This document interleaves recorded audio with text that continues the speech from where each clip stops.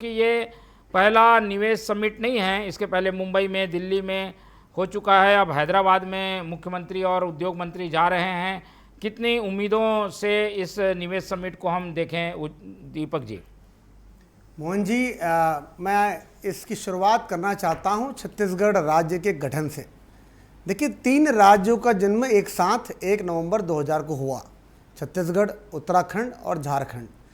आपने महसूस किया होगा कि छत्तीसगढ़ उस समय बनिस्बत इन दोनों राज्यों के भौगोलिक परिस्थिति, औद्योगिक परिस्थितियों में थोड़ा सा कमज़ोर था, पर 15 साल की जो स्टेबल गवर्नमेंट आई भारतीय जनता पार्टी की, डॉक्टर रमन सिंह जी की, उसने पॉलिसी फॉर्मेशन में ऐसी भूमिका निभाई कि नया रायपुर जैसा विश्व का सबसे प्लान्ड कैपिटल हमारे सामने है।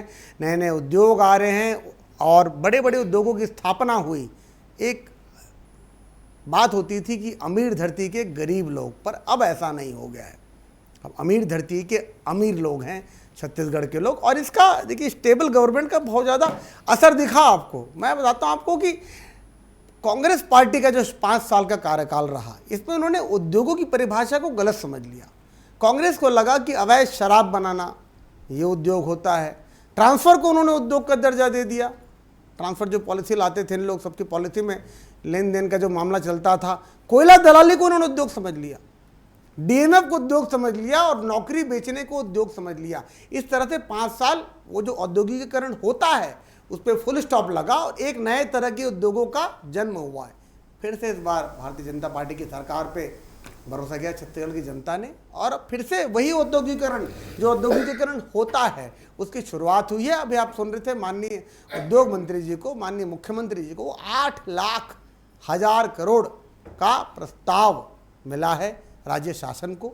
और कई उद्योग, देखिए 4 से 5 साल जब इतने बड़े उद्योग लगते हैं, देखिए नकली शराब बनाना बड़ा आसान होता है। आपने बनाई, दुकान में रख दिया, सरकारी दुकान में, किराया सरकार पे कर रही है, मैन पावर का पैसा सरकार पे कर रही है, बिजली बिल भी सरकार भर रही है, सब कुछ। आपको सिर्फ नकली शराब रखनी है और वहाँ बिक जाती है। ऐसा नहीं होता औद्योगिकरण।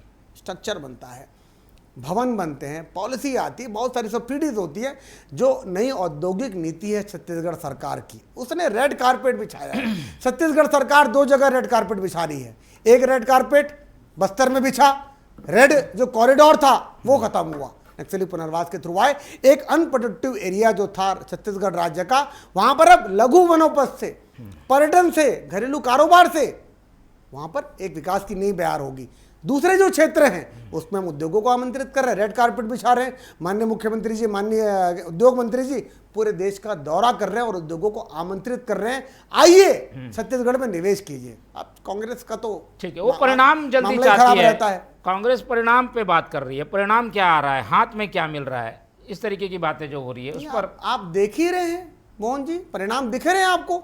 आप जाके देखिए कैसे इंडस्ट्रियलाइजेशन हो रहा है। नया रायपुर में देखिए कितने सारे प्लांट आ रहे हैं, सेमीकंडक्टर, एआई, डेटा सेंटर जैसे नई तकनीकी। और छत्तीसगढ़ सरकार का जो फोकस भी है वो कोर सेक्टर पे नहीं है। कोर सेक्टर यानी स्टील, कोयला, लोहा, आयरन ओर, इन पे नहीं है।